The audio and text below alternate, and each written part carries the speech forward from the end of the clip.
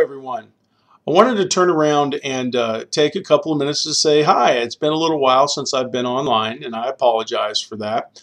I wanted to remind you that we're getting awful close to semester's end, so you hopefully have seen under the announcements page where I have posted the instructions, the times, the dates for the final exam. It is proctored. You do have to take it. If you turn around and live within the district, you really need to come to the main campus. If you live out of state, then you need to get with me very soon via email to tell me your plans for taking the final exam. But I'm just going to say forth, I need you to come to either Richwood Valley or the main campus or to Waynesville or something like that if you are anywhere within our district. I've had issues before with people going to small libraries and things like that when they're only about 10-15 miles away.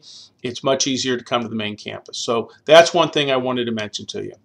The next thing I wanted to say was that as far as the social psychology postings, I've been looking those over. They're very good. Not many people mention the term fundamental attribution error. A lot of people said how they would feel about what happened with Jim Jones, but they didn't say much about the fundamental attribution error. So let's make sure we know what the fundamental attribution error is. The fundamental attribution error basically occurs when we turn around and find ourselves in the power of the situation, where things are so strong that we do things, or better yet, we see individuals doing things that maybe we decide later that what they did was because they lacked. You make the fundamental attribution error when you assume that there's something fundamentally wrong with the individual to make a decision such as committing mass suicide. People couldn't possibly be normal. Now, a lot of you did turn around and say that the power of the situation was strong enough that those people were not mentally unstable and things of that sort. But at the same time, and that's good, understand the fundamental attribution error. If you believe something's fundamentally wrong with a person and that's why they carry out the behavior, you've downplayed the power of the situation. So anytime, for example, in a quick example, I did an experiment or a demonstration in class one year where I had students fill out a personality assessment form.